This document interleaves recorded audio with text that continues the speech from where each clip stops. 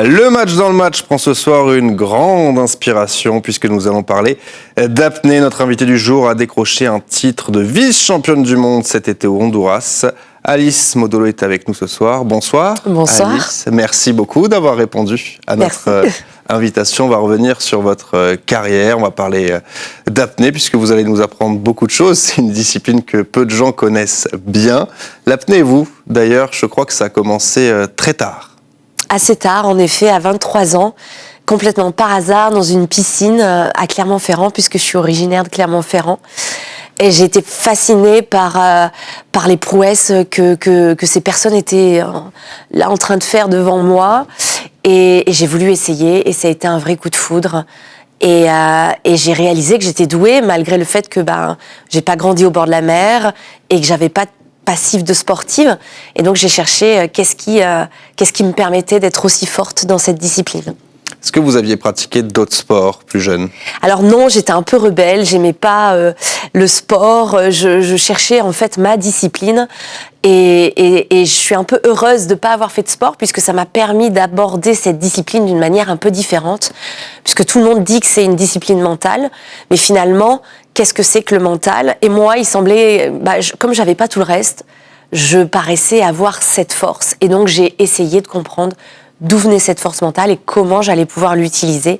Et j'ai tout misé sur le mental et la respiration. Qu'est-ce qui vous a plu dans l'apnée ? À quel moment vous vous êtes dit, c'est vraiment quelque chose qui me plaît ? Ce qui m'a vraiment fascinée, c'est le potentiel du corps humain.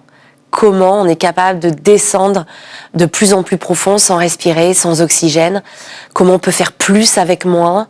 C'est ça qui m'a fascinée. Et puis c'est un peu dans l'actualité, comment on gère mieux nos ressources. Et je me suis dit que si je savais mieux le faire à l'échelle de mon corps, j'arriverais mieux à le faire à l'échelle de ma vie et de la planète. Je crois savoir, si j'ai bien fait mes recherches, que vous avez le mal de mer. Est-ce que c'est pas paradoxal d'avoir le mal de mer et d'être apnéiste ? Voilà, ouais, c'est vrai que j'avais tout contre moi, mais malgré tout, j'étais attirée. Ouais, j'ai le mal de mer, donc maintenant, avec l'expérience, ça va mieux. Mais c'est toujours quelque chose qui est là. À tout moment, le mal de mer revient. Et c'est un peu le message que j'ai envie de faire passer, c'est que c'est un univers qu'on peut arriver à dompter. Et il m'a tellement appris, la mer m'a tellement appris que vraiment, je regrette rien. Avant de plonger, qu'est-ce que vous ressentez ? C'est quoi, du stress ou plutôt de l'adrénaline ? C'est quoi les émotions qui s'entremêlent ? Bien sûr qu'on est un peu stressé, bien sûr qu'on sait qu'on est en train de faire quelque chose qui va demander énormément de concentration pour gérer tout ce qu'on va devoir gérer. Et c'est une émotion qui est là pour nous permettre justement de se concentrer. Donc, bien sûr qu'on a peur, bien sûr qu'on est stressé, bien sûr qu'il y a de l'adrénaline et c'est un mélange. Il faut réussir à doser toutes ces émotions intenses pour justement performer. Mais c'est une force, notre corps il est là pour nous protéger. Donc, c'est des signaux qu'on apprend à dompter aussi. Quand vous plongez, il y a combien de personnes autour de vous ? On sait que c'est pas quelque chose que vous faites seul, il y a toute une équipe autour de soi. Alors c'est vrai qu'en compétition, il y a au moins 3 apnéistes de sécurité, il y a tout un staff médical, et puis il y a beaucoup de gens aussi sur la plateforme qui gèrent le timing, qui gèrent aussi ce câble auquel on est accroché. On est nombreux, et puis il y a bien sûr tous les autres apnéistes qui souvent regardent la performance, donc c'est vrai qu'on est seul au fond de l'eau, mais on est clairement jamais seul pour plonger. Il y a peu de temps encore, vous exerciez votre profession de dentiste. Ça a été un choix compliqué pour vous de quitter votre patientèle et de vous consacrer à 100% à l'apnée ? Oui, ça paraissait un peu fou quand vous avez fait 6-7 ans d'études, que vous avez pratiqué pendant 10 ans, et à 35 ans, comme ça, tout plaqué. Ouais, j'ai eu un peu le vertige, mais c'était plus fort que moi. J'ai voulu tenter l'aventure et j'ai bien fait parce que je vis des aventures complètement folles depuis, donc je regrette rien. Vous avez été soutenu par vos proches au moment de prendre cette décision ?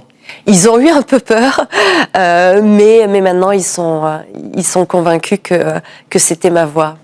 Comment est-ce qu'on se prépare à une plongée en apnée ? Je suppose que ça nécessite des semaines de préparation. ça nécessite beaucoup de préparation.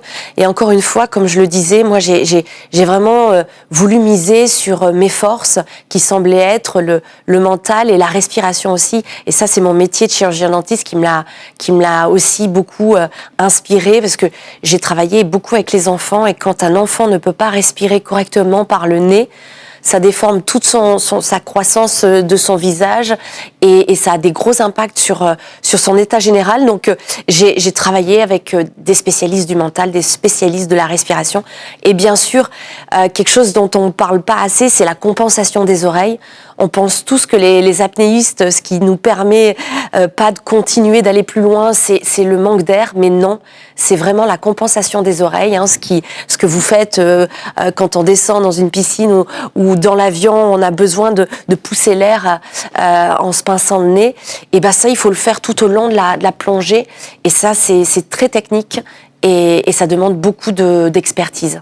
Vous avez donc commencé en piscine, parce que la mer à Clermont-Ferrand, c'est compliqué. Exactement. À quel moment vous avez voulu franchir le pas pour aller en Alors, mer? j'ai franchi le pas quand mes parents m'ont dit bon, bah ça y est, t'as fini tes études, tu reprends le cabinet dentaire, puisque mes parents sont dentistes. Et là, j'ai senti que j'avais déjà un choix à faire. Et donc, j'ai déménagé dans le sud à ce moment-là. Et j'ai été très bien accueillie par le département des Alpes-Maritimes, qui me soutient beaucoup aujourd'hui, et qui va me permettre de vivre une expérience hors du commun dans quelques mois. Ça vous arrive d'avoir peur en apnée? La peur, encore une fois, elle est présente, parce qu'on risque quand même notre vie. C'est une discipline extrême où on se prive de respirer.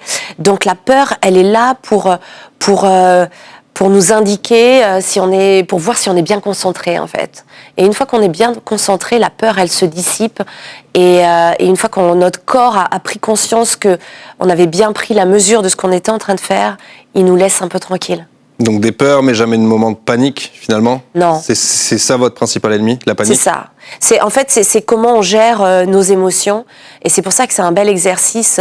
C'est une discipline qui nous sert beaucoup dans la vie, parce que toutes ces émotions, des fois inconfortables, qui nous traversent, elles sont là pour nous donner des signaux. Elles sont pas là pour nous mettre en difficulté. Elles sont juste là pour nous dire hey, est-ce que tu as bien conscience de ce que tu es en train de faire? Et une fois qu'on les écoute, elles nous laissent tranquilles.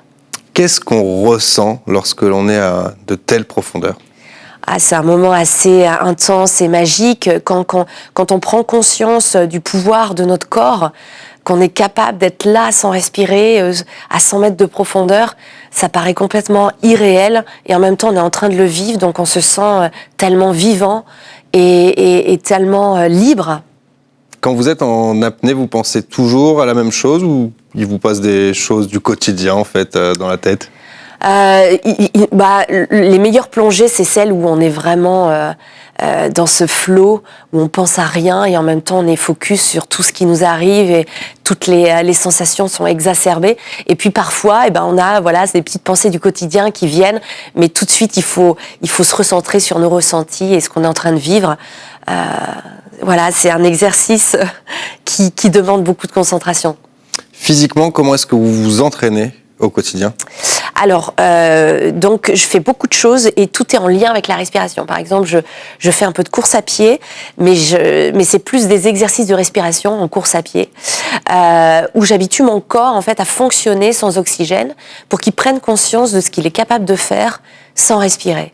Et en fait, au début, il se crispe, il est en alerte, et dès qu'il prend conscience qu'il peut courir, qu'il peut faire un effort sans respirer, il y a un relâchement qui se fait, et c'est un relâchement qui va être essentiel pendant ma plongée.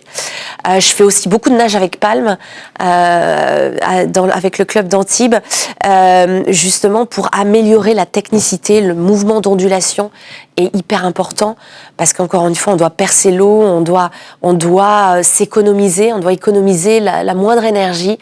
Et donc, je travaille beaucoup là-dessus, la compensation des oreilles, et beaucoup de yoga. Ça vous arrive de ne pas penser à l'apnée? Non, c'est vraiment ma vie est imprégnée de l'apnée.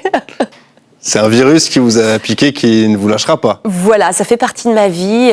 Je vais le vivre, encore une fois, je le vis sous plein de manières différentes, de manière artistique. Et puis voilà, bientôt cette immersion de la flamme olympique. On va en parler. Voilà. Vous avez été, avant ça, on va parler de votre premier record de France. Un de vos premiers, vous avez été la première Française à casser cette barre mythique des 100 mètres. C'était un objectif pour vous ? Ouais, dès l'instant où je quitte ma profession de chirurgien dentiste, je me fixe un objectif audacieux et ambitieux. Je dis tout de suite, je veux faire 100 mètres. Une fois que je le dis à tous les médias, à tout le monde, je suis obligée de le faire. Donc, mon ego m'incite à le faire, mais je suis très exigeante sur la manière avec laquelle je veux le faire. Et encore une fois, c'est le chemin qui m'a permis d'accéder à cette performance, d'avoir remis du sens dans mon entraînement et de miser, encore une fois, sur des bras de levier comme le mental et la respiration qui sont un peu flous encore aujourd'hui. Comment on s'entraîne dans le mental, comment on s'entraîne dans la respiration. Et donc, j'ai misé là-dessus et ça a marché. Et ouais, j'étais plutôt heureuse. Oui, on voit. Je savais pas quand est-ce que ça allait avoir lieu et c'était vraiment magique quoi de le vivre. Donc première fois en compétition en 2021, est-ce que vous l'avez cassé de nombreuses fois cette barre mythique des 100 mètres à l'entraînement ? Alors je l'avais jamais fait avant de le faire en compétition. Jamais. Donc c'était encore plus fort de le faire aux Bahamas dans la compétition le Vertical Blue. Ouais, c'était fou de le faire en compétition pour la première fois, ouais. Et à quel moment au cours de cette plongée vous sentez, vous savez, ou vous dites cette fois c'est bon, c'est pour cette fois ? Oui, je pense qu'en effet, je le savais avant de partir. C'était un peu particulier parce que quelques jours avant, j'avais réalisé un record du monde dans une autre discipline, justement en bipalme, qu'on voit à l'image. Et c'est une discipline qui est plus physique. Et j'avais réalisé 95 mètres. Et je me disais, voilà, avec ta monopalme, tu vas réussir à avoir plus d'énergie. Mes oreilles passaient bien, donc je me suis dit... Non, c'est pour aujourd'hui, ça va le faire. Et ça l'a fait, et j'étais vraiment aux anges. Vous parlez de record du monde, vous en avez 2. Ça aussi, c'était un objectif quand vous quittez votre profession ? Pas du tout. Pas du tout. Ça, je pensais pas clairement que j'allais être en mesure de faire un record du monde. Et donc, c'est bien aussi de laisser un peu la vie, nous laisser découvrir un peu ce qu'on est capable de faire. Moi, je suis devenue complètement spectatrice de ce que j'étais capable de faire. Et en effet, donc, je me suis entraînée en bipalme dans cet objectif de faire 100 mètres en monopalme parce que c'est plus physique, parce que c'est une discipline qui est plus longue, c'est des temps d'apnée plus longs. Et je m'étais dit, tu vas t'entraîner comme ça tu seras prête. Et en fait, plus je m'entraînais, plus je me rapprochais de ce record du monde. Et je me suis dit, maintenant qu'il est vraiment à 2 pas, je suis obligée d'essayer. Et ça a marché. C'était vraiment une compétition incroyable en 2021 d'enchaîner ce record du monde et ces 100 mètres. Et ça a vraiment marqué ma carrière. Plus récemment, vous avez décroché un titre de vice-championne du monde. C'était cet été au Honduras avec une plongée à 100 mètres. Encore en monopalme, poids constant. Qu'avez-vous ressenti au moment où vous allez chercher cet argent mondial ? C'est vrai que les championnats du monde, c'est très tactique. En fait, il faut comprendre les conditions dans lesquelles on va plonger. Et Honduras, c'est un peu compliqué parce qu'il y a du courant. Donc, il faut faire attention de pas trop se challenger parce que si il y a du courant le jour J, on peut être en grosse difficulté. Et il faut connaître aussi nos adversaires. Et donc là, j'avais la 4e annonce. J'ai joué un peu technique. C'est vrai que ce chiffre des 100 mètres a été un vrai coup de cœur d'annoncer ce chiffre.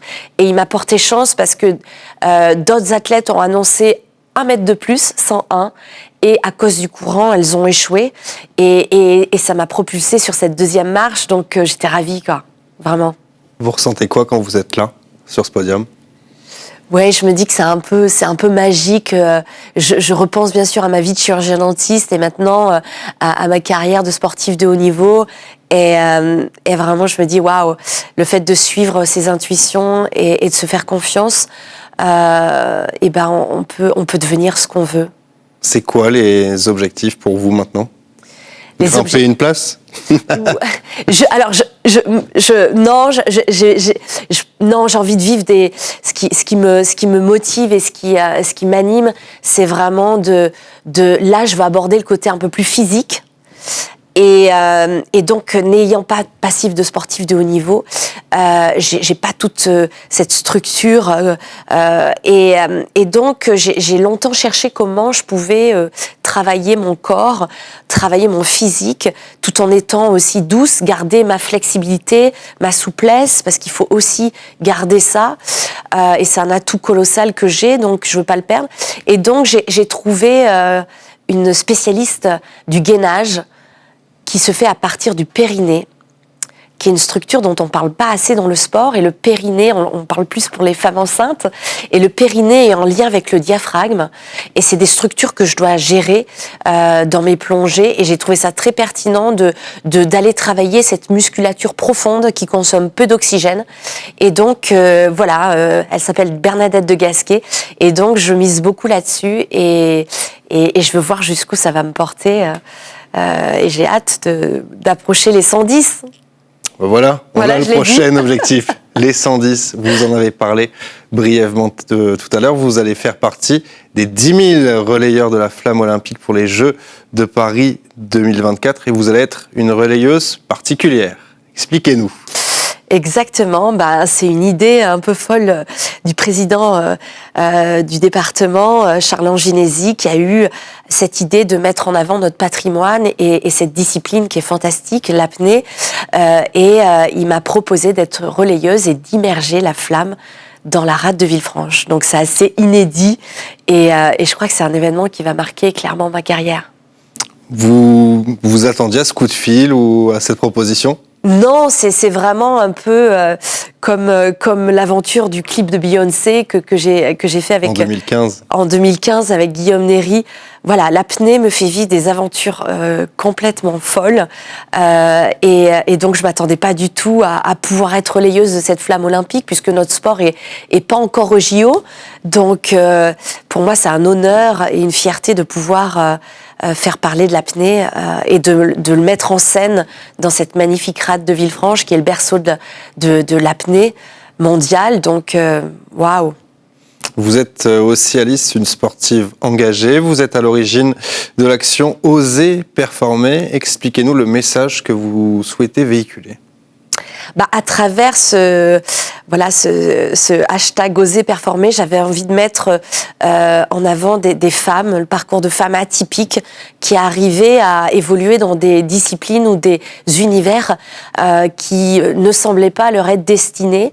Et ces femmes qui ouvrent leur voie dans ces disciplines, dans ces carrières, et elles permettent d'ouvrir de nouvelles perspectives. Et ça me tenait à cœur, d'inciter plus de femmes à oser ouvrir leur voie, assumer leurs compétences.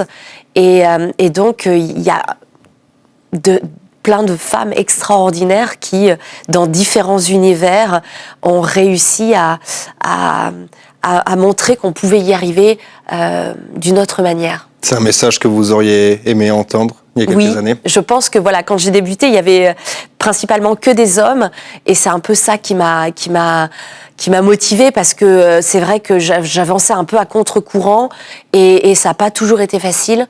Et donc j'ai bien sûr par ce mouvement aussi, j'ai envie d'inviter plus de femmes dans cette discipline parce que comme c'est très mental, je pense que c'est quelque chose c'est un atout qu'on a les femmes et je trouve que c'est une discipline qui se prête bien pour les femmes. La protection de l'environnement, maintenant, c'est une cause chère à notre chaîne. Je sais que c'est également très important pour vous. Comment sensibiliser le public à la protection des océans ? Alors justement, je porte un logo sur moi, c'est le logo de Planète Urgence dont je suis l'ambassadrice depuis plusieurs années. Et donc elle fait aussi bien des actions sur terre et notamment avec les forêts, la déforestation qui est beaucoup en lien avec la mer et l'eau. Et donc, il y a plein d'actions qu'on peut faire justement en se rapprochant de telles associations et se sentir utile. Moi, je suis partie en mission de volontariat justement en Amazonie pour militer contre la déforestation. Et donc, il y a vraiment plein de choses à faire. Il suffit de s'intéresser à si vous le voulez bien, Planète Urgence. Et puis, le département aussi est très impliqué. Donc, on a de la chance de vivre dans cette région. Alice, merci beaucoup d'avoir été l'invitée du Match dans le Match. Plein de bonnes choses pour les prochaines semaines et prochains mois à venir avec beaucoup d'échéances, on l'a compris. Merci à vous de nous avoir suivis. Tout de suite, c'est la météo avec TV Monaco. Salut.